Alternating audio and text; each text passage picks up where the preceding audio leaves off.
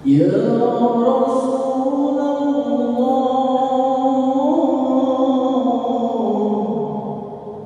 ya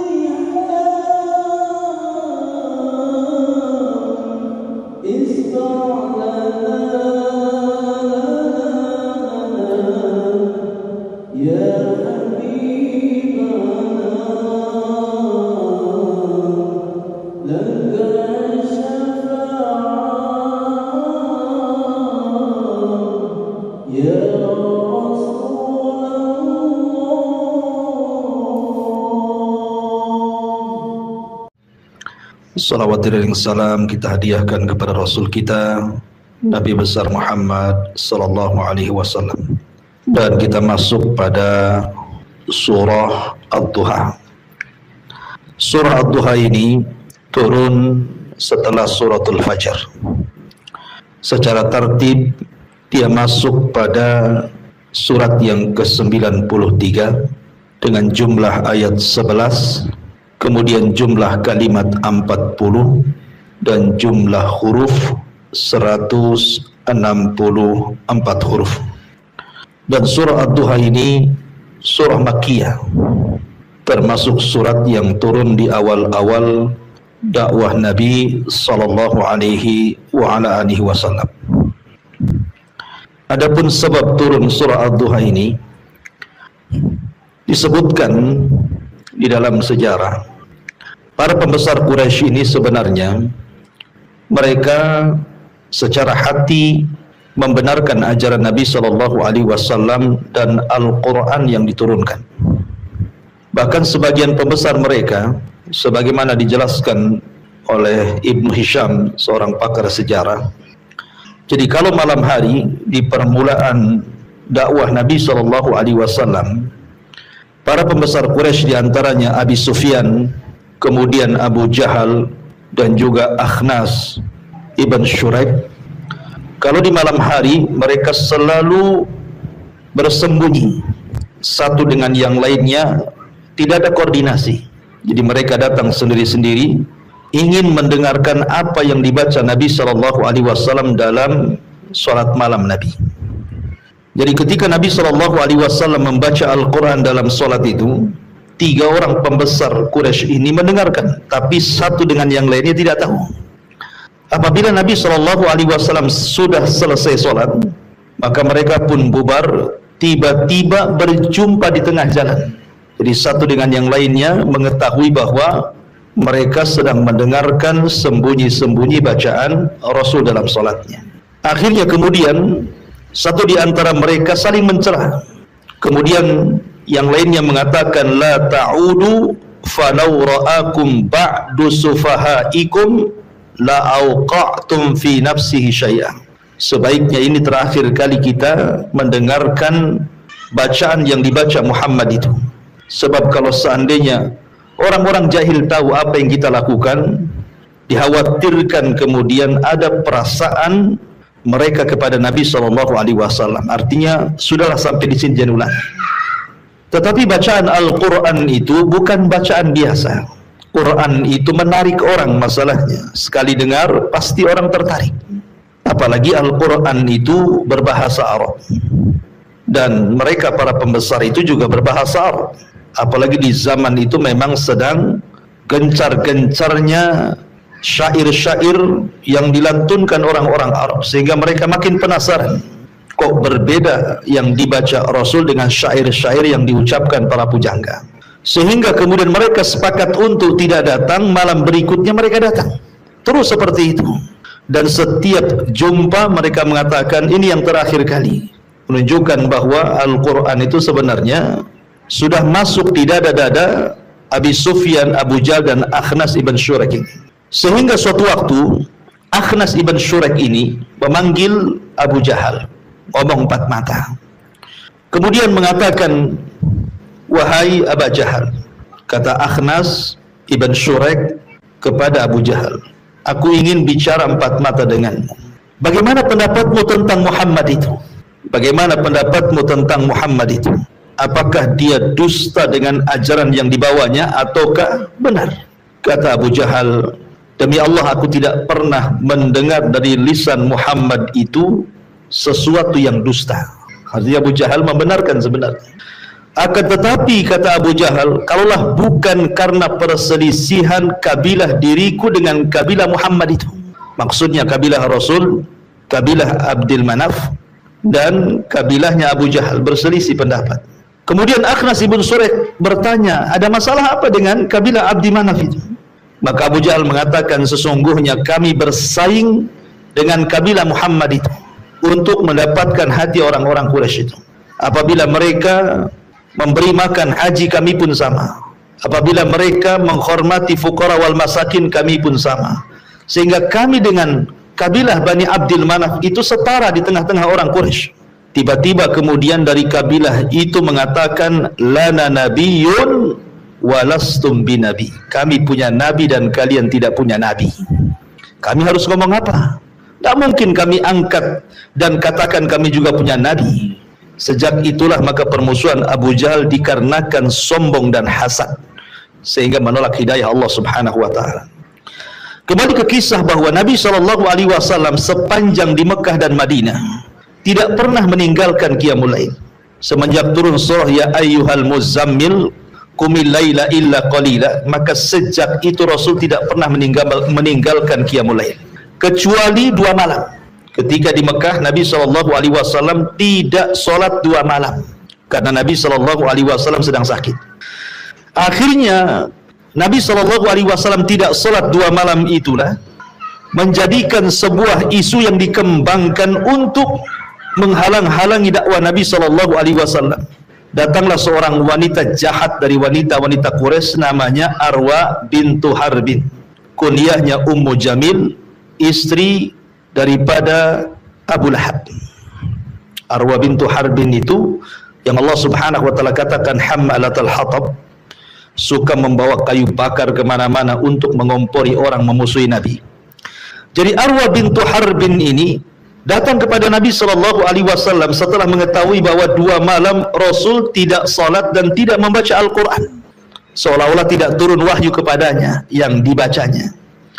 Maka Arwa bintu Harbin mengatakan, ya Muhammad, inni la arju an yakuna syaitanu qad tarakaka walam arahu qaribaka mundu lailataini aw thalathatin. Kata wanita ini kepada Nabi SAW, wahai Muhammad, sesungguhnya saya mengharap, sesungguhnya syaitanmu sudah meninggalkan dirimu. Jadi Arwa menganggap Jibril itu sebagai syaitan. Sesungguhnya syaitanmu yang setiap hari datang memberikan wahyu kepadamu sudah meninggalkan dirimu, dan saya tidak melihat syaitan mendekati dirimu sejak 2 malam atau 3 malam ini. Maka ucapan Arwa bintu Harbin ini menyebar. Apabila kemudian Nabi SAW 2 malam atau 3 malam tidak salat, kemudian wanita ini mengatakan, aina syaitanuk, di mana syaitanmu? Jangan-jangan Tuhanmu sudah akan memilih nabi yang itu bukan dirimu. Jangan-jangan syaitanmu akan memilih orang lain menjadi nabi, bukan kamu, gitu maksudnya. Maka dari ucapan wanita ini yang sudah menyebar, menjadikan orang makin ragu-ragu kepada Nabi SAW. Dari sinilah turun ayat wadduha wal laili idza saja ma wadda'aka rabbuka wa ma qala. Di sini ada kata-kata ma wadda'aka rabbuka wa ma qala, dan Rabbmu tidak mungkin meninggalkan dirimu apalagi membenci dirimu. Jadi ma wadda'aka rabbuka wa ma qala, bantahan kepada wanita jahat ini yang kemudian mengatakan kepada Nabi SAW, di mana syaitanmu? Kok sudah 2 malam 3 malam tidak datang? Jangan-jangan dia berpindah kepada orang lain untuk mengganti kenabian. Maka Allah katakan ma wadda'aka rabbuka wa ma qala. Ya, asbab nuzul daripada surah Ad-Duha. Baik. Ma'asyiral muslimin yang dimuliakan Allah Subhanahu wa taala. Kita masuk pada tafsir daripada surah Ad-Duha ini. Allah Subhanahu wa taala berfirman, "Wad-duha," demi waktu duha, "wal laili idza saja," dan demi malam apabila telah sunyi. Ma'asyiral muslimin yang dimuliakan Allah Subhanahu wa taala. Kalau kita memperhatikan Al-Qur'anul Karim, apabila Allah bersumpah di beberapa ayat dalam surat dalam Al-Qur'an, itu kebanyakan Al-Qur'an itu, kalau kita perhatikan sumpahnya Allah lebih kepada bersumpah kepada waktu. Kita perhatikan banyak Allah itu bersumpah dengan waktu kan. Seperti Allah mengatakan wal asri, demi waktu asar atau demi masa. Wal fajri, demi waktu fajar. Gitu ya. Kemudian di sini wadduha, demi waktu duha. Dan banyak sekali dalam Al-Qur'an itu Allah Subhanahu wa taala bersumpah dengan waktu. Boleh enggak seandainya ada seseorang yang sangat mencintai pasangannya bersumpah dengan waktu, wadduha, demi waktu duha aku mencintai dirimu, umpamanya. Seorang bersumpah dengan sumpah yang Allah jadikan sumpah dalam Al-Qur'an, kita katakan kepada pasangan kita, wadduha, demi waktu duha, sungguh wahai istriku aku cinta kepadamu. Maka kita katakan tidak boleh. Tidak boleh seseorang bersumpah kepada makhluk yang Allah ciptakan. Lalu kenapa Allah Subhanahu wa taala bersumpah dengan makhluk? Maka kita katakan Allah Subhanahu wa taala bersumpah dengan makhluk itu terserah Allah. Allah mau bersumpah dengan siapa saja kan terserah Allah. Jadi Allah Subhanahu wa taala bersumpah dengan makhluk sesuai kehendaknya. Tetapi makhluk tidak boleh bersumpah dengan makhluk karena itu sebuah kesyirikan. Makanya Nabi SAW mengatakan man halafa bi ghairillahi faqad asyrak. Barang siapa yang bersumpah kepada selain Allah maka dia telah menyekutukan Allah. Lalu apa hikmahnya kenapa Allah Subhanahu wa taala bersumpah dengan makhluk? Kata para ulama tafsir mengatakan bahwa ketika Allah Subhanahu wa taala bersumpah dengan makhluknya, tidak semua makhluk Allah jadikan sumpah dalam Al-Qur'an. Hanya makhluk-makhluk tertentu dan pilihan Allah. Karena setiap makhluk yang Allah Subhanahu wa taala jadikan sumpah dalam Al-Qur'an menunjukkan bahwa makhluk itu memiliki keistimewaan di hadapan Allah Subhanahu wa taala.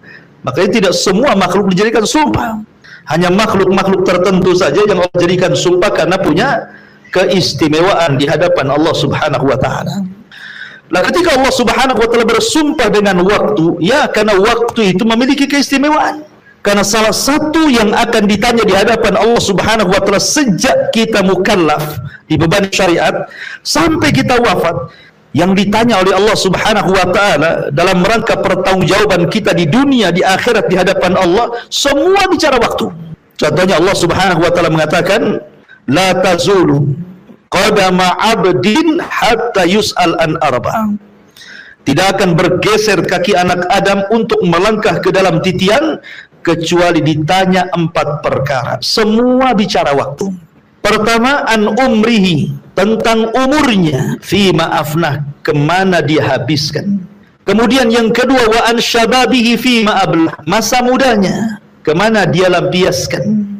Kemudian yang ketiga, wa an ilmihi fi ma'amila fi, tentang ilmu pengetahuan sudahkah ia amalkan.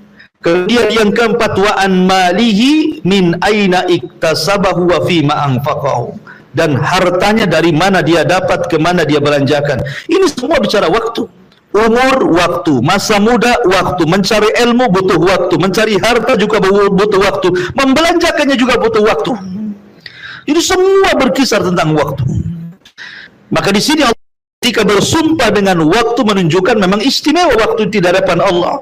Makanya kita tahu bahwa Nabi SAW tidak pernah melepaskan hentakan nafasnya kecuali untuk beribadah kepada Allah Azza wa Jalla. Makanya kita sayang, terkadang ada orang yang menghabiskan waktunya bukan karena Allah. Contoh nih, sekarang jam 20.33. Ada orang-orang seperti antum datang ke majelis ilmu, menghabiskan waktu 1 jam atau 1 jam lebih untuk duduk di majelis ilmu di taman-taman surga. Kita sedang duduk di taman sorga dan antum harus yakin kita sedang duduk di taman sorga ini. Tapi di jam 23.03 yang sama pada waktu ini, ada sebagian teman-teman kita yang justru sedang maksiat kan. Mereka sedang duduk di tempat-tempat diskotik, tempat-tempat maksiat. Itu semua akan dipertanggungjawabkan di hadapan Allah Azza wa Jalla. Oleh karena itulah maka Allah mengingatkan dalam Al-Quran senantiasa bersumpah dengan waktu. Lah dalam surah Ad-Duha ini Allah pilih waktu duha. Allah mengatakan wad-duha, demi waktu duha. Waktu duha ini ada yang mengatakan bahwa waktu duha itu ma'ruf mulai dari terbitnya matahari meninggi 1 tombak sampai zawal. Zawal itu sampai matahari tergelincir ke arah barat sedikit masuk waktu zuhur. Itulah waktu duha. Jadi waktu duha itu sejak terbit matahari sampai zawal, waktu tergelincir matahari ke arah barat masuk waktu zuhur. Itulah disebut duha. Ada yang mengatakan tidak, maksud waktu duha itu ya dari pagi sampai sore. Itulah duha. Kenapa? Karena dalam ayat ini lawannya walaili idza saja, demi malam apabila telah menutup. Dan waktu malam itu ketika terbenam matahari sampai kemudian datang fajar shadiq atau ketika terbitnya matahari. Berarti waktu duha dalam ayat ini maksudnya dari pagi sampai sore gitu loh. Karena lawannya juga malamnya dari sejak maghrib sampai pagi gitu ya. Tapi yang jelas, kenapa Allah Subhanahu wa taala menjadikan duha sebagai sumpahnya? Karena waktu duha itu waktu nasyad, waktu harakat. Waktu orang semangat-semangatnya untuk bekerja, waktu orang bergerak-geraknya untuk berjalan, waktu orang itu kemudian sedang berjalan ke sana kemari untuk mencari maisha. Itulah waktu duha. Ya kan semangatnya orang bekerja kan pagi sampai siang kan, kalau siang ke atas sudah mulai malas kan itu ya. Ya karena itulah kemudian dijadikan sumpah oleh Allah Subhanahu wa taala. Ma'asyiral muslimin yang dimuliakan Allah Subhanahu wa taala. Di dalam Al-Quran, Allah Subhanahu wa ta'ala ketika menyebut waktu salat, Allah hanya menyebut 3 waktu dalam sumpahnya kan. Waktu duha, dan di situ ada salat duha.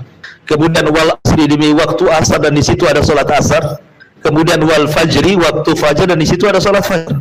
Dan Allah tidak menyebut wal maghrib, apalagi wal isya, apalagi wal dhuhri, enggak kan? Ya, Allah tidak sebut tuh kalimat duhur, maghrib, isya. Allah hanya menyebutkan fajar, duha, asar. Kenapa? Sebagianlah mengatakan karena disitulah rahasia hidup manusia. Rahasia hidup manusia itu sejak fajar.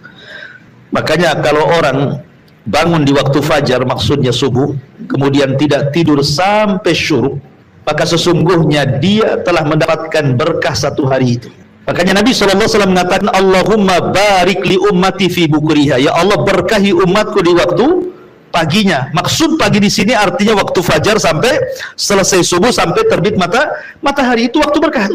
Disitulah kesempatan kita berdoa kepada Allah Subhanahu wa ta'ala sebelum melangkahkan kaki setelah terbit matahari untuk bekerja.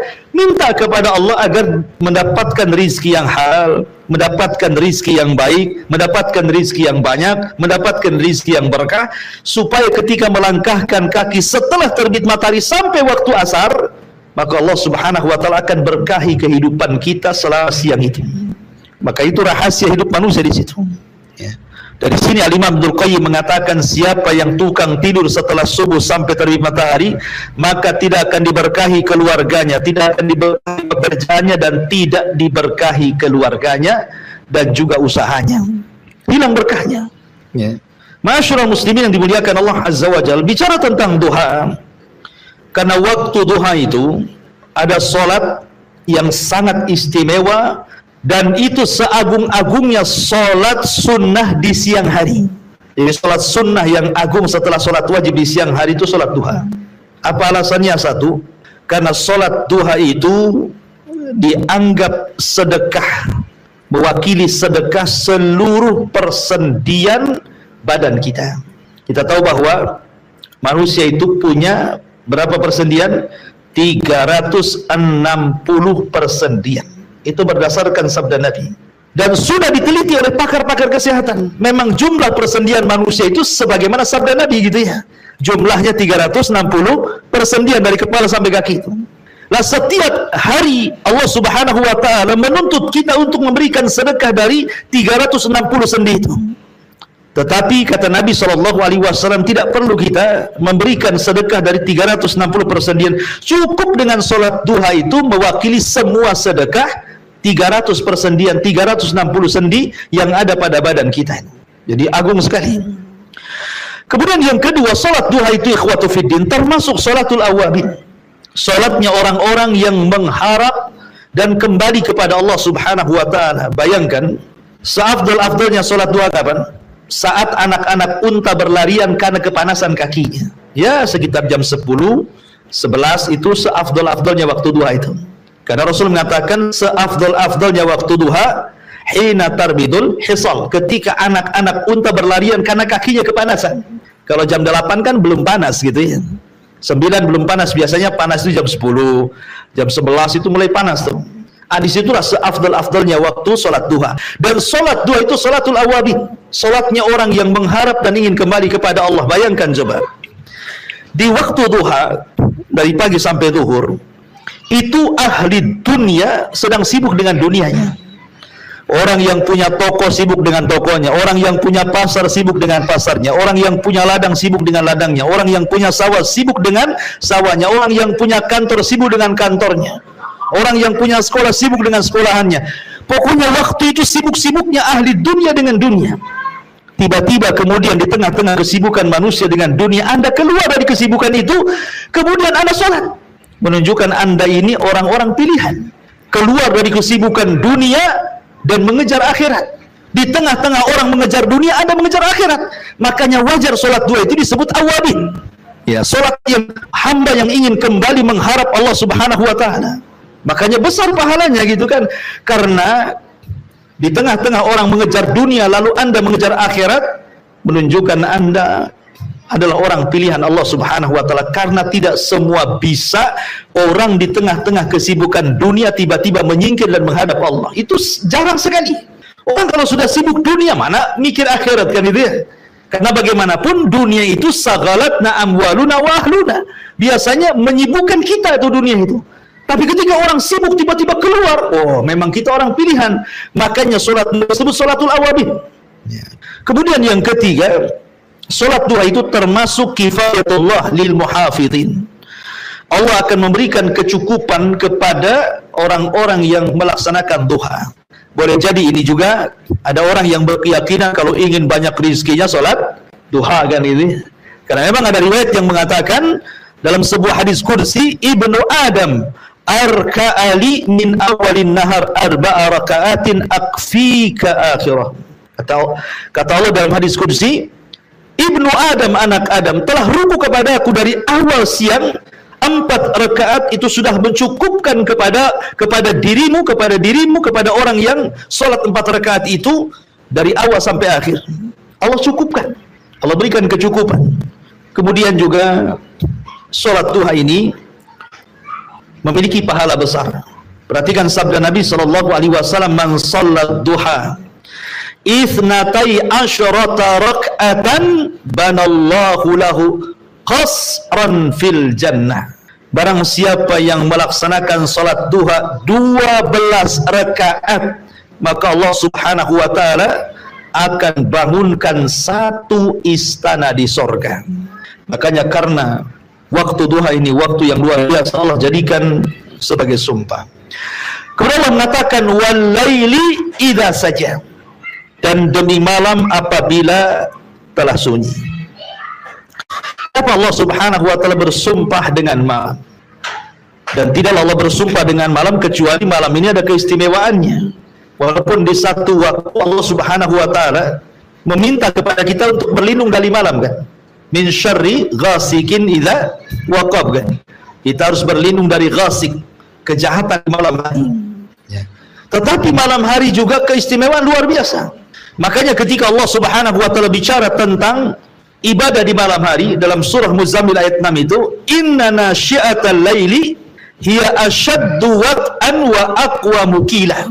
Sesungguhnya bangun malam itu lebih kuat mengisi jiwa dan bacaan pada waktu itu lebih berkesan kepada hati kan itu. menunjukkan bahwa ibadah di malam hari itu lebih afdal dibandingkan di siang hari. Kenapa demikian? Satu yang tadi, karena ayat ini menunjukkan bahwa ibadah di malam hari itu memang lebih kuat mengisi jiwa. Bahkan orang yang membaca Al-Quran itu lebih berkesan. Ini yang pertama. Yang kedua, karena ibadah di malam hari itu jauh daripada riya. Mau riya sama siapa? Orang sudah tidur semua. Kan itu ya, antum umpamanya malam-malam, sepertiga malam, jam 2:30 atau jam 2 antum ke masjid, mana ada orang di masjid kan itu. Cuman masalahnya kalau antum ke masjid dicurigai antum pencuatak infak. Karena jarang orang ke masjid malam-malam gitu ya. Kalau orang dulu kan biasa ke masjid malam-malam mau ibadah. Kalau sekarang karena masjid pun dikunci, tiba-tiba antum semangat habis dengar kajian ini 2:30 antum ke masjid, mungkin sudah di senter-senter sama satpam itu ngapain tuh kan gitu ya.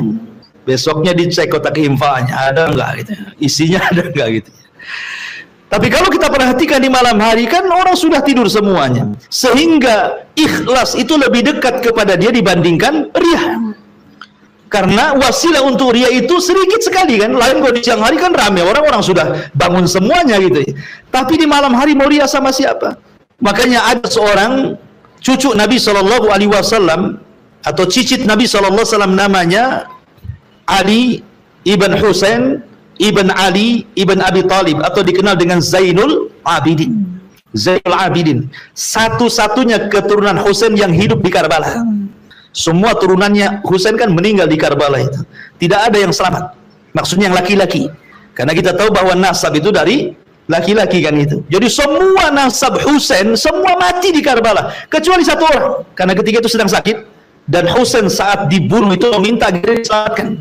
Maka dia diselamatkan dan dialah satu-satunya cucu dari cicit dari Nabi SAW dari Husain yang hidup. Namanya Ali bin Husain bin Ali bin Abi Talib atau dikenal dengan Zainul Abidin. Ali As-Sajjad. Zainul Abidin ini dikenal ahli sedekah, sedaqatus sir, disebut dengan sedekah sembunyi-sembunyi. Jadi kalau kita bicara tentang sedaqatus sir, Nabi SAW bersabda apa? Sedaqatus sir tutfi'u ghadab Rabbi. Sedekah yang diam-diam itu bisa meredam murkanya Allah. Jadi Zainul Abidin atau Ali bin Husain ini kalau tiap malam dia menggendong 1 kaleng gandum. Dia cari orang-orang miskin kota Madinah.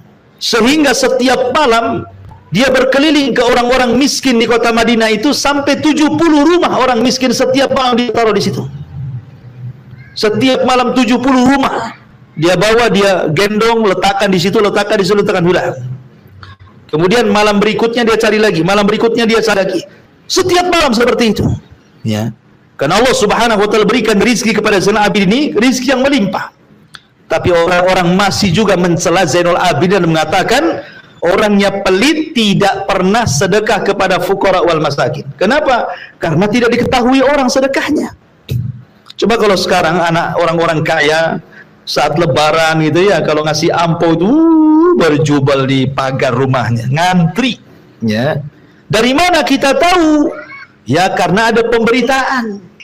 Rupanya sudah disiapkan wartawan untuk meliputkan itu ya, supaya tahu si anu sekian sedekahnya, berapa ratus orang atau ribu orang yang berjubel di rumahnya ya. Tapi orang dulu berusaha untuk menyembunyikan sedekahnya. Ketahuannya bahwa yang bersedekah Zainul Abidin atau Ali bin Husain setelah wafatnya. Jadi orang dulu itu kebaikannya baru dikenang setelah wafatnya. Kalau orang sekarang kebaikannya dikenang ketika masa hidupnya, ketika wafatnya malah dibicarakan keburukannya. Ya. Jadi Zainul Abidin ini ketika meninggal dunia, orang-orang miskin yang mencelanya menyesal karena tidak ada lagi gandum yang biasa mereka dapati saat membuka pintu di depan rumahnya. Kemudian tersebar kabar orang yang memandikan jasad Zainul Abidin itu mengatakan bahwa di pundak Zainul Abidin banyak luka, ya, karena sering menggendong gandum itu. Lihat bagaimana ibadatus sir, dan itu dilakukan di malam hari. Kenapa Zainul Abidin memilih waktu malam? Yaitu karena malam hari itu seseorang itu keikhlasannya akan mudah dibandingkan di siang hari. Maka ibadah di malam hari itu lebih ikhlas dibandingkan di siang hari. Kemudian ibadah di malam hari itu mazid tadabburin wa tafahmin. Ada tambahan tadabbur. Jadi orang kalau ingin menghafal Quran, membuat sesuatu, belajar gitu kan, itu lebih masuk tuh. Lebih masuk karena tidak bising seperti di sini gitu ya. Di malam lebih syahd kalau Allah di sini sumpah dengan malam. Baik. Kemudian Allah mengatakan ma wadda'aka rabbuka wa ma qala. Ma wadda'aka rabbuka wa ma qala. Tuhanmu tidak meninggalkan engkau wahai Muhammad dan tidak pula membencimu. Tadi sudah saya katakan sebab turunnya adalah ketika Jibril 2 malam tidak turun kepada Nabi sallallahu alaihi wasallam. Sehingga Nabi sallallahu alaihi wasallam sempit dadanya, 2 malam tidak sholat malam dan tidak membaca Al-Qur'an. Kemudian datang wanita jahat, istri daripada Abu Lahab, Hammalatul Hatab, kemudian mengejek Nabi sallallahu alaihi wasallam dan mengatakan aina syaitan? Di mana syaitanmu? Jangan-jangan setanmu sudah mencari orang untuk dijadikan nabi yang bukan dirimu, katanya. Maka Allah Subhanahu wa taala tahu, qad na'lamu annaka tadiku sadruka. Yaqulun, kami tahu sempit hatimu wahai Muhammad apa yang mereka katakan kepada. Makanya Allah Subhanahu wa taala hibur dan Allah turunkan ma wadda'aka rabbuka wa ma qala. Tuhanmu tidak meninggalkan dirimu dan pula tidak membencimu. Lihat. Di sini ada perbedaan antara wadda'aka dan qala. Wadda'aka di situ dimunculkan dhamir mukhatab. Ka, ada kaf di situ ya, wadda'aka. Sementara dalam kalimat qala tidak, Allah tidak mengatakan qalaka gitu ya. Qalaka harusnya kan begitu. Ya kan namanya sesuatu yang ma'tuf, sesuatu yang sifatnya diatofkan, disandarkan kepada kalimat sebelumnya, harusnya ma wadda'aka rabbuka wa ma qalaka, kan gitu. Allah Subhanahu wa taala ketika mengatakan ma wadda'aka dimunculkan kata ganti mukhatab, orang yang diajak bicara. Kak, kamu. Allah tidak meninggalkan kamu. Kamunya disebut di situ. Ya. Sementara ketika Allah Subhanahu wa taala mengatakan qala, Allah tidak mengatakan wa ma qalaka, tetapi wa ma qala. Dan Allah tidak membenci ya takdirnya kamu gitu ya, tapi tidak dimunculkan di situ. Kenapa di sini? Ya, ini kan pertanyaan. Perhatikan di sini, wadda'a itu artinya meninggalkan. Kalau seandainya Nabi Shallallahu alaihi wasallam dia bisa, kalau seandainya 2 hari ditinggalkan malaikat Jibril tidak turun wahyu, dia bersabar walaupun hatinya sempit ya. Tetapi kalau kemudian Nabi Shallallahu alaihi wasallam harus dibenci oleh Allah Subhanahu wa taala, maka dia tidak akan sabar. Karena benci tidak mungkin berkumpul dengan rindu. Benci itu tidak mungkin berkumpul dengan cinta. Karena kalau orang membenci seseorang, hilang gambaran kebaikan orang itu. Sebagaimana kalau orang cinta dengan orang, hilang pula gambaran kebenciannya. Nggak mungkin cinta dengan benci berjumpa. Tetapi berpisah dan berjumpa mungkin. Bisa memungkinkan, kadang berpisah, kadang berjumpa kan. Tetapi benci dengan cinta itu tidak mungkin digabungkan. Makanya Allah mengatakan ma wadda'aka. Kalau hanya sekedar meninggalkan, maka dimunculkan ka-nya. Tapi ketika qala, tidak.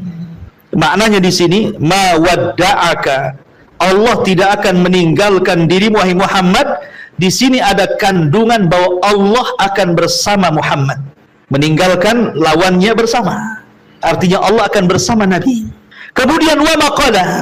Allah akan mencintai Nabi, karena lawan daripada benci adalah cinta, kan itu ya. Berarti ma wadda'aka rabbuka wa ma qala, di sini Allah menjanjikan kepada Rasul bahwa aku akan bersama dirimu terus wahai Muhammad, dan aku akan terus cinta kepadamu. Nah, gitu maknanya. Ma wadda'aka rabbuka wa ma qala. Dan konsekuensinya, kalau Allah Subhanahu wa taala sudah bersama Rasul, maka apapun yang terjadi dengan Rasul tidak akan memadaratkan Rasul. Makanya kenapa di dalam surah Al-Fatihah apabila kita mengatakan iyyaka na'budu wa iyyaka nasta'in, hanya kepadamu ya Rabb kami beribadah dan hanya kepadamu kami ya Rabb meminta pertolongan. Kalimat nasta'in, meminta pertolongan, itu artinya kita meminta kepada Allah agar Allah Subhanahu wa taala jangan pernah meninggalkan kita pada setiap urusan kita. Inilah yang dijadikan doa Nabi Shallallahu alaihi wasallam.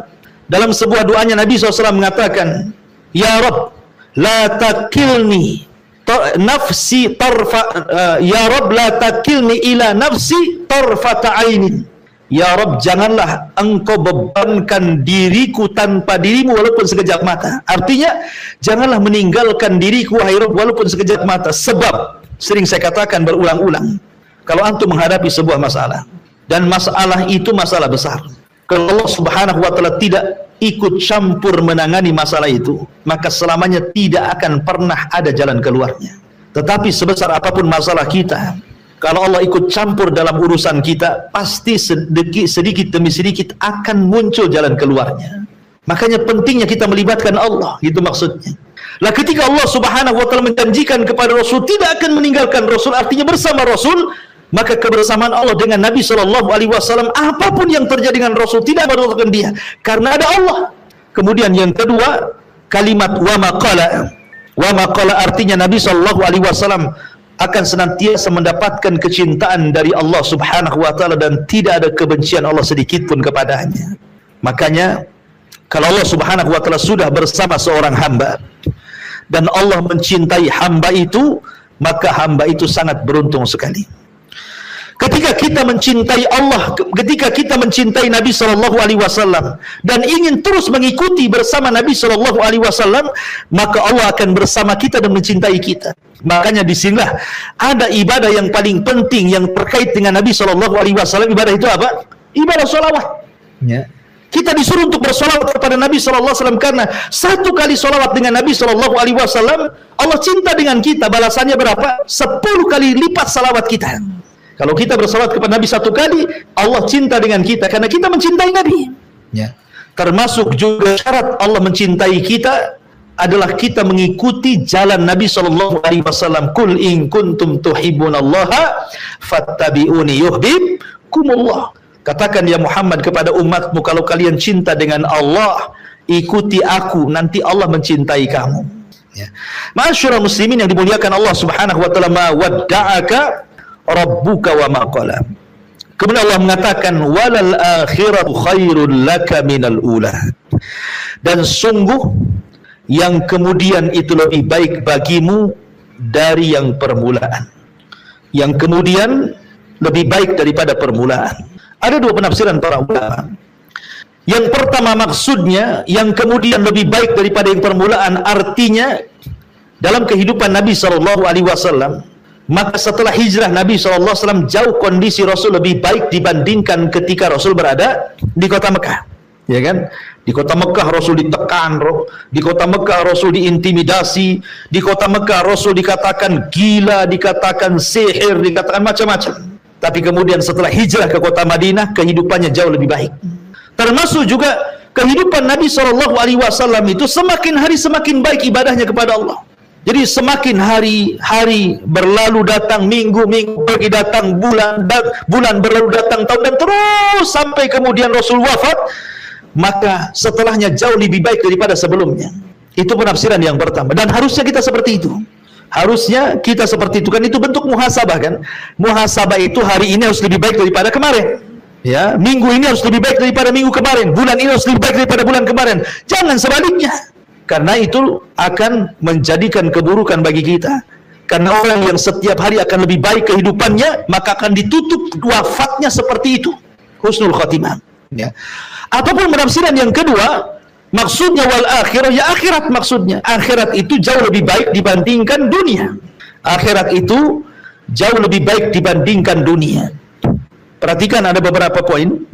Pertama, ketika Al-Quran ataupun hadis-hadis Nabi SAW berbicara tentang qimatud dunia, harga dunia dibandingkan akhirat, sampai-sampai beberapa poin menjelaskan bagaimana qimatud dunia itu, harga dunia. Pertama dipermisalkan dengan bil kaili, dengan timbangan. Perhatikan hadis Nabi SAW, wallahi mad dunya fil akhirati illa mithlu ma yaj'alu ahadukum isbahu hadhihi wa asyara Yahya bis sababati fil yam falyandur bima tarji. Kata Nabi SAW, demi Allah, permisalan dunia dengan akhirat itu seperti seseorang mencelupkan jarinya di tengah lautan, kemudian dicabut kembali, maka tetesan dari jari dari air lautan itu, itulah dunia. sementara lautan itu akhiratnya. Seperti itulah perbedaan dunia dengan akhirat. Jadi kalau kita celupkan jari di tengah lautan, kemudian kita angkat, tetesan inilah yang dijadikan rebutan satu dunia oleh manusia. Ya. Sementara akhirat itu bagikan lautan yang tanpa batas. Lihat di sini Allah, Nabi SAW mempermisalkan dengan kail. Ya. Kemudian yang kedua, mempermisalkan dengan dirham, dengan uang. Kata Nabi SAW, ketika sahabat Rasul dengan Nabi SAW lewat ke pasar, tiba-tiba kemudian berjumpa dengan kambing, bangkai kambing yang cacat. Kemudian Nabi SAW mengatakan kepada para sahabatnya, maukah di antara kalian membeli bangkai kambing yang cacat ini dengan 1 dirham? Mempermisalkan dengan dirham, dengan uang. Kata Nabi SAW, ayyukum yuhibbu anna hadha lahu bidirhamin. Maukah di antara kalian membeli bangkai kambing yang cacat dengan 1 dirham ini? Faqalu, sahabat mengatakan, tidak mungkin wahai Rasul, seandainya binatang ini hidup, kalau cacat siapa yang mau 1 dirham? Ya. Maka Nabi SAW mengatakan, ketika sahabat mengatakan seperti itu, fa wallahi lad dunya ahwan 'ala Allah min alaikum. Demi Allah, dunia ini jauh lebih rendah. Dunia ini jauh lebih rendah dibandingkan dunia. Ya. Kemudian juga Nabi SAW mempermisalkan dengan masahah, dengan jarak gitu ya. Kata Nabi SAW, maudhi'u sauti fil jannati khairun minad dunya wa ma fiha. Tempat semeti di surga itu jauh lebih baik dibandingkan dunia dan isinya. Ya. Bahkan Nabi Allah Subhanahu wa taala mempermisalkan dengan tijariyah, dengan perniagaan. Allah mengatakan, la yaghurrannaka taqallubul ladzina kafaru bil bilad. Jangan kalian terpukau dengan orang-orang kafir yang kesana kemari berniaga, sehingga ini jadi orang kaya, pengusaha, punya PT, kesana kemari, punya perusahaan di berbagai negara. Jangan kau terperdaya dengan mereka dan terpukau dengan mereka, kata Allah. Kenapa? Mata'un qalil summa ma'wahum jahannam wa bi'sal mihad. Kan itu hanya kenikmatan sebentar, tetapi ujung daripada kehidupan mereka di akhirat, mereka akan masuk ke dalam jahanam, dan itu seburuk-buruk tempat bagi mereka. Kelihatannya orang kalau melihat orang kaya seperti orang-orang di zaman Qarun. Ketika melihat Qarun, mereka mengatakan, kapan aku jadi seperti Qarun, kan begitu. Kan gitu ya. Nah, ketika kita melihat ahli dunia itu kan berangan-angan seperti ahli dunia, kan itu. Ketika ada orang punya mobil bagus, kapan lah saya punya mobil kayak dia. Ada rumahnya tingkat, kapan rumah saya ditingkat. Ketika orang punya ini, kapan saya seperti itu? Sepertilah angan-angannya manusia. Makanya Allah Subhanahu wa taala mengatakan, la yaghurrannaka taqallubal ladzina kafaru bil. Jangan terpukau dengan orang-orang kafir yang kesana kemari mencari dunia sampai kaya. Kenapa? Karena itu mata'un qalil, kata Allah. Itu kenikmatan sebentar. Mereka tidak akan hidup lama. 70 tahun, contoh umpamanya ada pengusaha besar ketimpa kontainer, mati dia. Sampai di situlah dunianya. Ya. Sampai di situ dunianya. Untuk siapa ahli waris rebutan? Ya, jadi disinilah dikatakan wal akhiratu khairun laka minal ula. Akhirat jauh lebih baik dibandingkan dunia. Karena Allah mengatakan wala saufa yu'tika rabbuka fatarda. Dan sungguh Tuhanmu pasti memberikan karunia kepadamu sehingga engkau menjadi puas, menjadi redha. Wala saufa yu'tika, dan kelak Allah akan memberikan kepadamu ya Muhammad Rabbmu fatarda, dan engkau akan puas. Ya, karena Allah Subhanahu wa taala sudah banyak memberikan keutamaan kepada Nabi sallallahu alaihi wasallam di dunia dan di akhirat. Perhatikan, di dunia Allah Subhanahu wa taala memuji Rasul dengan baiknya akhlak. Allah katakan manusia terbaik di kolong langit yang akhlaknya dipuji oleh Allah secara langsung dalam kitabnya hanyalah Rasul. Wa innaka la'ala khuluqin 'adzim. Dan itu pemberian yang luar biasa. Ya. Kemudian yang kedua, Allah Subhanahu wa taala memberikan tazkiyah kepada Nabi SAW sebagai Nabiur Rahmah.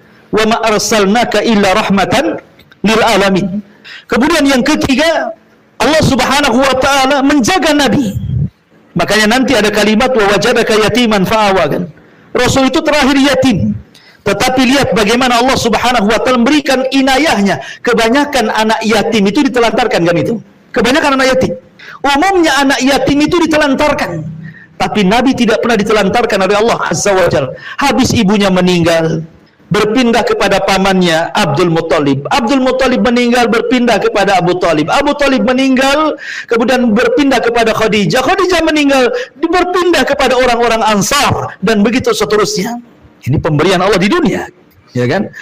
Termasuk juga Allah jadikan Nabi itu sebagai khatamul anbiya, penutup para nabi. Tidak ada nabi sepeninggalnya, dan itu pemberian luar biasa.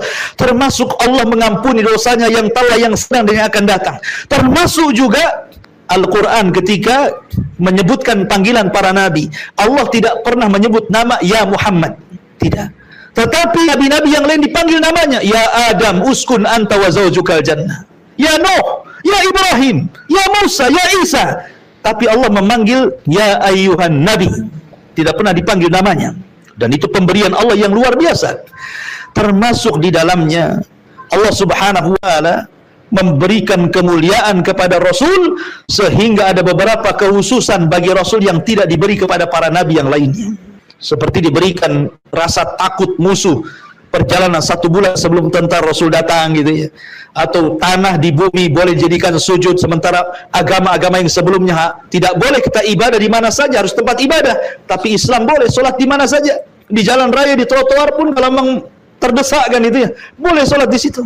Ya, tapi jangan untuk konten. Jangan pula untuk konten sholat di trotoar. Seperti yang masyhur sekarang, ada orang kawin dengan kambing. Kan itu ya. Lagi masyhur itu. Kawin dengan kambing, ada penghulunya, ada saksinya, ada kuahnya, ada maharnya. Setelah diadili MUI katanya konten, tapi ini penghinaan, tidak boleh. Ya, kawin itu ibadah sakral. Ya, kambingnya pula cantik. La haula wala quwata illa billah. Ini gara-gara ada media medsos ini, gara-gara konten orang berani menghina agama. Betapa banyak orang yang menghina Islam, menghina Nabi gara-gara konten. Nauzubillah.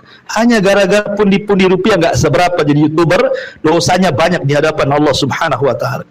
Adapun di akhirat sudah jelas. Wala sawfa yu'tika rabbuka fatarda, engkau akan diberikan macam-macam dan engkau akan puas. Bagaimana tidak Nabi SAW maqamam mahmudah, kedudukan yang sangat terpuji, yang tinggi pada hari kiamat, berupa apa? Syafaatul uzma, syafaat besar. Semua Nabi tidak bisa memberikan syafaat, Nabi pula mampu memberikan syafaat. Allah izinkan memberikan syafaat kepada semua manusia, bukan kepada umatnya saja. Ya. Kemudian Nabi SAW orang yang pertama kali diizinkan meniti titian Shiratal Mustaqim. Dialah yang pertama kali meniti titian Shiratal Mustaqim. Bahkan Nabi SAW orang yang pertama kali bangun saat tiupan trompet sangkakala yang kedua pada hari kebangkitan. Dialah yang pertama kali bangkit. Ya. Bahkan Nabi SAW akan menjadi pemimpin orang-orang awal, bahkan pemimpin para nabi dan para rasul pada hari kiamat. Termasuk Nabi SAW orang yang pertama kali membuka pintu sorga, dan dia pula orang yang pertama kali masuk ke dalam sorga. Bahkan umatnya 2/3 sorga. Ya. Artinya bahwa ini Allah Subhanahu wa taala janjikan wala sawfa yu'tika, dan kelak Allah akan memberikan kepadamu Rabbmu fatarda, dan akan puas dirimu dengan pemberian Allah. Ya. Kemudian Allah Subhanahu wa taala baru setelah itu mengingatkan kepada Nabi SAW atas pemberian yang banyak itu. Rasul diingatkan oleh Allah, alam yajidka yatiman fa'awa, bukankah Allah mendapatimu sebagai anak yatim lalu dia melindungi, wahai Muhammad? Ingat sejarah, ya, jas merah bahasanya ya, jangan lupakan sejarah gitu ya. Harus ingat dengan sejarah.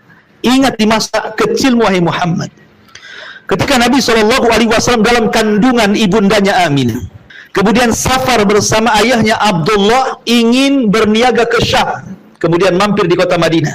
Tapi Allah takdirkan ayahnya Abdullah terkena penyakit humma Yathrib, wabah Yathrib, demam Yathrib, mengakibatkan kematian ayahanda Rasul Abdullah karena demam itu. Ya, semacam wabah. Sementara Nabi SAW masih dalam kandungan ibundanya Aminah. Maka Nabi SAW kemudian terlahir yatim, bahkan seyatim-yatimnya anak yatim adalah ketika lahir dan ayahnya meninggal dalam kandungan. Itulah Nabi seyatim-yatimnya anak yatim. Kemudian setelah Nabi SAW lahir, maka yang menyusui setelah Aminah adalah siapa? Thuwaibah. Karena ketika itu Thuwaibah sedang punya anak namanya Masruh. Thuwaibah itu budaknya Abu Lahab. dia baru melahirkan dan punya anak namanya Masruh, sehingga kalau ibu punya anak bayi kan keluar susunya. Maka Nabi SAW karena memang kondisi susu ibundanya kurang baik, maka disusukan kepada Thuwaibah. Ketika tahu Rasul suka dan mau menyusu kepada Thuwaibah, Abu Lahab ketika itu sangat bahagia. Karena bahagianya dengan kelahiran Rasul dan budaknya kemudian mau menyusui Rasul mau bersusu kepada Thuwaibah, maka sebagai imbalannya Abu Lahab memerdekakan budaknya Thuwaibah ini. Abu Lahab bahagia karena Abu Lahab tidak tahu bahwa nanti dia akan jadi nabi, kan itu permusuhannya kan setelah jadi nabi. Justru di awal-awal Abu Lahab itu suka dengan Nabi. Buktinya karena budaknya diminum susunya oleh Rasul, langsung dimerdekakan tuh Thuwaibah itu. Dan Thuwaibah ini sempat hidup ketika Nabi SAW hijrah dari Madinah. Dia ingin memberikan hadiah kepada Thuwaibah ke Mekah, tapi sayang Thuwaibah sudah meninggal dan anaknya juga Masruh sudah meninggal dunia. Ingin membalas kebaikannya karena Rasul tidak pernah melupakan kebaikan orang, ya, tapi sayang sudah meninggal semua, ya. Maka karena tahun itu dikenal Bani Bakar Hawazin itu terjadi paceklik hebat, Bani Sa'diyah, sehingga datanglah 10 wanita dari Bani Bakar Hawazin dari kabilah Sa'diyah itu mencari bayi-bayi susuan dari orang-orang kaya yang ada di kota dengan sebuah imbalan. Maka angkatlah 10 wanita dari Bani Sa'diyah, dari Bani Bakar Al-Hawazin itu. Berangkat 10 wanita. Salah satu dari 10 wanita itu adalah Halimah Sa'diyah. Ya. Nah, 9 wanita ini sudah lebih dulu, padahal berangkatnya sama-sama. Karena memang Halimah menggunakan atan itu keledai perempuan, sehingga kan jalannya kurang gitu ya. Dan juga unta yang sangat rapuh, yang sangat kecil, yang sangat kurus, sehingga ketinggalan dari 9 wanita yang sebelumnya sudah berangkat. Ketika sampai di Mekah, 9 orang wanita kawannya sudah mendapatkan bayi-bayi orang kota untuk dibawa pulang, sementara Halimah sudah tidak mendapatkan siapapun yang ada di kota Mekah itu kecuali Nabi SAW. Itu pun ditolak oleh para wanita-wanita yang datang. Alasannya kenapa? Pertama, memang keluarganya miskin. Yang kedua, memang Rasul anak yatim.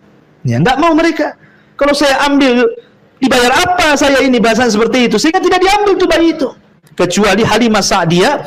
Maka ketika mengetahui tidak ada bayi kecuali Nabi SAW, suaminya ketika itu datang kepada istrinya dan mengatakan, sudahlah nggak apa-apa, kita ambil saja, mudah-mudahan membawa berkah. Itu harapan suaminya.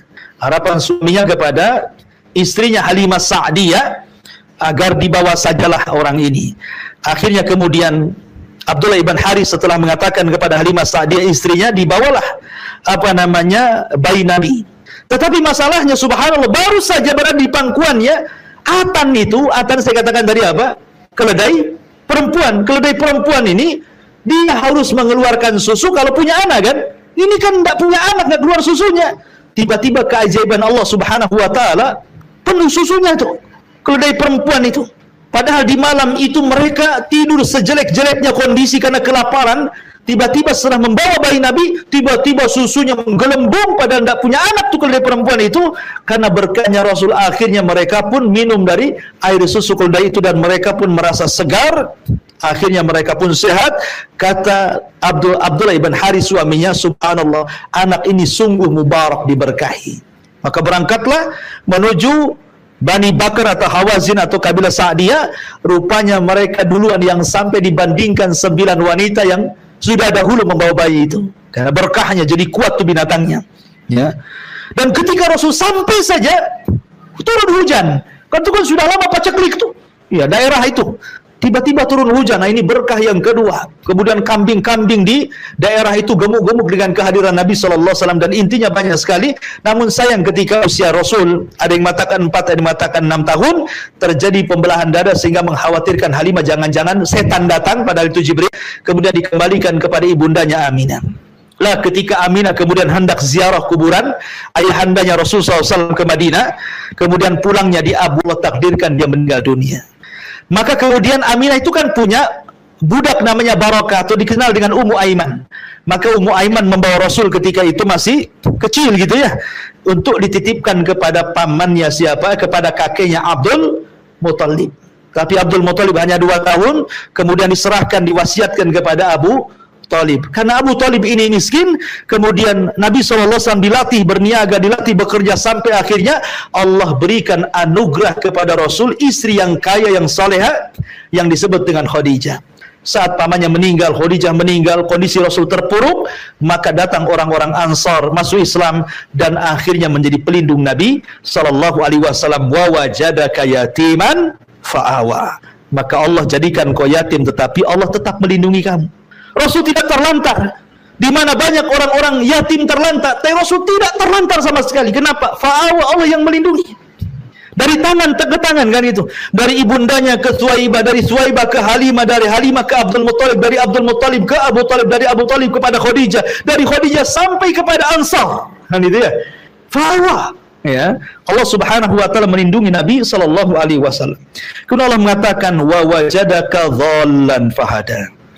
Dan dia Allah mendapati dirimu sebagai orang yang tersesat, lalu dia memberikan petunjuk. Ingat kalimat dhallan, tersesat itu bukan lawan petunjuk. Nabi bukan kafir baru kemudian masuk Islam, bukan. Ya. Maksudnya dhallan di sini kata para ulama, seperti yang dikatakan Syekh Muhammad Amin Al-Shinqiti rahimahullahu taala, dhallan tersesat di sini maksudnya Rasul itu tetap berada di atas agama Ibrahim. Karena Allah Subhanahu wa taala yang mengatakan kan, fitratallahi allati fataran nas. Jadi Nabi SAW walaupun di tengah-tengah para penyembah berhala, Rasul tidak pernah menyembah berhala, tidak pernah tersesat jadi orang musyrik, tidak pernah tersesat jadi orang kafir, tidak. Rasul itu agamanya hanif. Agamanya hanif artinya mail anisyirki, jauh daripada kesyirikan. Dia tahu Allah, dia mentauhidkan Allah secara umum, tetapi dia tidak tahu bagaimana cara menyembahnya. Karena belum ada syariat sholat, belum ada syariat zakat, belum ada syariat puasa, belum ada syariat haji, belum ada syariat macam-macam. Tetapi secara umum Rasul itu mentauhidkan Allah. Ya. Cuman bingung dia, bagaimana cara menyembahnya gitu ya. Makanya Allah mengatakan wa wajadaka dhallan. Ya, dia mendapati dirimu sedang bingung. Tetapi fahada, lalu dia memberikan petunjuk, baru turun wahyu. Ada perintah sholat, zakat, puasa, haji, baca Quran, berzikir, macam-macam, birrul walidain, ya kan? Macam-macam syariat itu datang kepada Nabi SAW. Maka Allah memberikan petunjuk bagaimana cara yang rinci beribadah kepada Allah Subhanahu wa taala. Wa wajadaka dhallan fahada. Kemudian Allah mengatakan wa wajadaka ailan fa'aghna. Dan dia mendapatimu sebagai orang yang kekurangan, lalu dia memberikan kecukupan. Ada 4 penafsiran para ulama. Apa yang dimaksud? Dia mendapatimu sebagai orang yang kekurangan lalu memberikan kecukupan. Yang pertama, seperti yang saya katakan tadi, Allah Subhanahu wa taala memberikan kecukupan kepada Rasul dengan tarbiyah Abu Thalib. Kemudian setelah paman-pamannya meninggal, kemudian dengan hartanya Khadijah. Ya. Kemudian dengan pertolongan Abu Bakar, hartanya Abu Bakar. Jadi Nabi SAW diperkaya dengan tarbiyah Abu Thalib, dengan hartanya Khadijah, dengan hartanya Abu Bakar. Karena Rasul yang mengatakan pintu masjid tertutup bagi kalian kecuali Abu Bakar. Karena seolah-olah harta dia adalah harta diriku. Maka Allah berikan kecukupan dengan itu. Termasuk juga dengan pertolongan orang-orang Ansar. Ini penafsiran yang pertama. Penafsiran yang kedua, kalimat fa'aghna, lalu dia mencukupi, artinya Nabi SAW diberikan para sahabat yang betul-betul setia dengan Nabi SAW sampai mereka rela mengorbankan jiwa dan harta mereka untuk agama. Allah cukupi dengan itu. Kemudian yang ketiga, dengan qanaah. Allah Subhanahu wa taala berikan keleluasan hati Rasul. Ketika Umar bin Khattab radhiyallahu anhu melihat Rasul sedang tertidur di atas pelepah kurma, ada bekas-bekas pelepah kurmanya itu. Kemudian kata Umar, ya Rasulullah, Raja Kisra lah enggak seperti kamu, Raja Kaisar enggak seperti kamu, orang-orang Persia itu. Kenapa kamu seperti ini? Layaknya kau seperti mereka lah, kan begitu. Kata Rasulullah SAW mengatakan, ya Umar, apakah engkau merelakan dunia dan meninggalkan akhirat? Sungguh akhirat lebih baik dibandingkan dunia. Sungguh akhirat jauh lebih baik dibandingkan dunia. Jadi Nabi SAW diberikan kelebaran hati, dan itulah kekayaan yang sesungguhnya. Ketika hati seseorang lapang, maka lapanglah dunia baginya. Ketika hati itu sempit, maka sempitlah dunia baginya. Kemudian yang nomor 4 penafsiran para ulama, artinya dulu engkau miskin, tidak bisa berhujjah, tidak bisa membantah, tapi Allah berikan Al-Quran kepadamu sehingga engkau bisa membantah, engkau kaya hujjah sekarang. Ada juga yang mentafsirkan seperti itu. Engkau sudah kaya dalil. Kalau orang musyrik mengatakan seperti ini, kau bisa berhujjah dengan Quran kepada mereka. Ada juga yang mentafsirkan wa wajadaka ailan fa'agna, artinya diberikan kekayaan hujjah sehingga bisa berhujjah kepada orang-orang kafir. Kemudian di sini sebagai jawabannya, fa'ammal yatima fala takhar, maka terhadap anak yatim janganlah engkau berlaku kasar. Seolah-olah Allah mengatakan begini, ya Muhammad, dulu engkau pernah yatim, kemudian aku merawatmu dengan cara seperti itu, berpindah-pindah tangan sampai kepada orang-orang Ansar melindungi. Maka sebagai imbalannya kepadaku, kalau engkau dapati anak yatim karena engkau juga pernah yatim dan aku rawat, ingat, kau pernah yatim, jangan membentak mereka. Karena begini, ikhwan, anak yatim itu sudah tidak punya sandaran lagi. Kalau binatang dikatakan yatim kalau meninggal ibunya. Lihat kucing, kalau sudah menikah, ayahnya mana peduli dengan anaknya? Yang membesarkan ibunya, kan begitu ya. Sehingga ketika ibu kucing itu mati, maka anaknya yatim. Itu kalau binatang dikatakan yatim itu kalau ibunya mati. Tapi kalau manusia berbeda, dikatakan yatim kalau ayahnya meninggal. Anak yatim ini kalau ayahnya meninggal yang merupakan orang yang bertanggung jawab memberikan perhatian, tiba-tiba lingkungannya tidak ada yang memperhatikan dia, maka dia akan menaruh dendam kepada banyak manusia. Dia akan jadi jahat, anak yatim itu. Ya. Makanya kenapa ada saya kok anak yatim ini kok gini ya. Saya kan ada orang tua mengatakan anak ini punya sih anak angkat anak yatim, tapi nakalnya luar biasa kan itu ya. Itu ujian luar biasa. Makanya ketika anak yatim ini kemudian hilang bapaknya, kemudian masyarakat setempat menggantikan posisi ayahnya, menyayangi anak yatim ini, mengusap rambutnya, kemudian mengkafilnya, maka anak yatim ini akan lembut. Dan nanti kalau dia sudah dewasa, maka dia akan berlaku hal yang sama kepada anak-anak yatim. Tapi kalau masyarakat tempatan itu tidak sayang dengan anak yatim, ya, sama sekali tidak peduli dengan anak yatim, maka anak yatim ini besar dan akan menjadi dendam bagi masyarakatnya. Makanya di sini ditarbiyah oleh Allah Subhanahu wa taala, fa ammal yatima fala taqhar. Maka terhadap anak-anak yatim jangan kau berlaku sewenang-wenang wahai Muhammad. Ma'asyiral muslimin yang dimuliakan Allah Subhanahu wa taala. Perlu dipahami, ya. Kenapa Allah Subhanahu wa taala dan apa hikmahnya Allah Subhanahu wa taala memilih nabinya dari anak yatim? Kenapa Rasul dipilih menjadi nabi dan rasul dan menjadi akhir bagi seluruh para nabi dan rasul dan kondisinya yatim? Apa hikmahnya gitu ya? Allah memilih Rasul dari kalangan anak yatim, bukan dari kalangan orang-orang yang tidak yatim. Yang pertama, kata para ulama, supaya nabi kelak dia tidak bersandar kepada manusia kecuali kepada Allah. Sebab seorang anak kalau ada bapaknya pasti bersandar kepada orang tuanya, bersandar kepada ayahnya. Ketika Rasul tidak punya ayah, maka sejak itu dia sudah bersandar kepada Allah. Dihilangkan persandaran dia kepada makhluk dan hanya bersandar kepada Allah Subhanahu wa taala. Kemudian yang kedua, kebanyakan orang kalau anak yatim itu biasanya aibnya tidak tertutup. Aibnya tidak tertutup, akan muncul aibnya anak yatim itu. Ya. Karena memang dia yatim. Terkadang ada keluhan-keluhan dari ibunya terhadap ayahnya, sehingga aibnya muncul di tengah-tengah masyarakat. Maka dengan cara itulah Allah Subhanahu wa taala ingin mengatakan kepada Nabi SAW, engkau dulu yatim, nasib baik aku akan merawatmu, aku yang merawatmu sampai kau jadi Nabi dan Rasul. Maka karena anak yatim itu tidak mudah untuk menutup aib mereka, tutup aib mereka. Kau seorang Nabi, kau pernah yatim, tutup aib mereka. Ya. Kemudian yang kedua, supaya ja'alahu yatiman liya'lam kulla ahadin anna fadilatahu minallah ibtidaan. Dijadikan Nabi SAW anak yatim supaya setiap orang mengetahui bahwa karunia itu langsung datang dari Allah, bukan dari kedua orang tuanya. Allah yang mendidik Nabi SAW,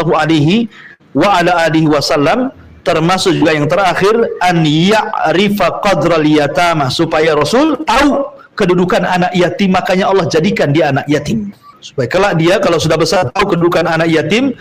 Kenapa demikian? Terkadang orang hidup susah itu supaya dia bisa susah, seperti Nabi Yusuf alaihi salatu wassalam tidak pernah kenyang walaupun dia jadi menteri ekonomi kan itu di masa Fir'aun itu kan, dia orang kaya, Tapi kalau makan nggak pernah kenyang Nabi Yusuf itu. Sampai-sampai ditanyakan, kenapa engkau tidak pernah kenyang wahai Yusuf? Ketika engkau makan, apa kata Yusuf? Akhafu an ashbafa ansal jia'. Aku takut kalau aku kenyang, aku lupa lapar. Aku lupa jadi orang susah. Ya. Tetapi orang kaya kalau kemudian berusaha untuk terbiasa susah, ketika dia hilang kekayaannya, terbiasa dia susah kan itu. Tapi ketika orang kaya tidak biasa susah, Allah uji dengan kesusahan, bisa-bisa dia mati berdiri itu. Betapa banyak orang kaya yang kemudian mati gila kan itu ya, gara-gara tidak terbiasa susah. Wallahu alam. Kalau Allah mengatakan fa'ammal yatima fala taqhar. Adapun anak yatim jangan kau membentaknya. Kenapa demikian? Orang-orang jahiliyah, kalau seandainya Allah berikan rahmat pada hatinya, kasih sayang kepada hati orang-orang Arab jahiliyah, terutama orang-orang tua kafir Quraisy itu seperti Abu Jahal, Abu Sufyan, Abu Jahal, kemudian yang lainnya, diberikan sedikit rahmat dalam hatinya, tentu mereka akan mudah menerima hidayah Allah. Tetapi karena para pembesar Quraisy itu hatinya keras, tidak punya rahmat kepada anak-anak fuqara wal masakin, kepada anak-anak yatim, wajar kalau mereka kemudian mendustakan agama.